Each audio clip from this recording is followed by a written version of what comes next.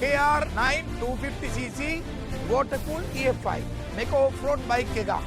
මේක anodized clutch lever, brake levers තියෙනවා. anodized T column එක තියෙනවා. ඊළඟට මේක anodized pocket wheel එක තියෙනවා. powder coated front up and rear. ඊළඟට මේකේ colored footrest එක. ඊළඟට ඔයගොල්ලෝ ගත්තොත් මේකේ තියෙනවා flash back point කියන sticker එක. ඒකට match වෙන සීට් එක. මේක තමයි හොඳම powered bike එක. මේකේ horse power එක ඇවිල්ලා 29.5. මේකේ power එක හිතා ගන්නත් බෑ. මම හිතන්නේ මේක ලංකාවේ පාරවල ටිකක් යන්නත් අමාරුයි. ඉතින් මේක ප්‍රෙසි කියන හොඳම දක්ෂ මොටර් දාගෙන ඉතින් මේක පදින්න පුළුවන්.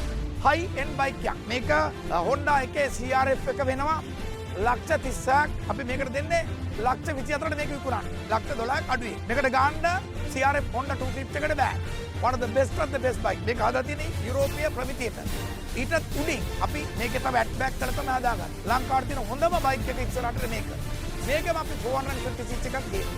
මේකම අපි 250cc එක එයා කූල් එක අපි පෙන්නුවා. ඊළඟට අපි ගාව තියෙන 150 එක ඒකේ තියෙනවා. ලංකාවේ හොඳම බයික් එකක් අපේ තරුණයින්ගේ යකඩිනේ හැචබෑ කරන්න. ඒ වගේම වීරෝදා රණවිරුව.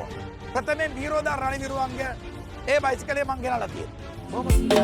When the sunlight touch your face, rise slow, take your time. Another breath of life, yeah, the moment is divine. No fear in your chest, let your spirit unwind. I am safe and protected at all times in my mind.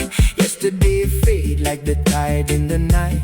Now you wake reborn in the morning light. Release what was heavy, let it all take flight. I release all negative energy, now I'm feeling light.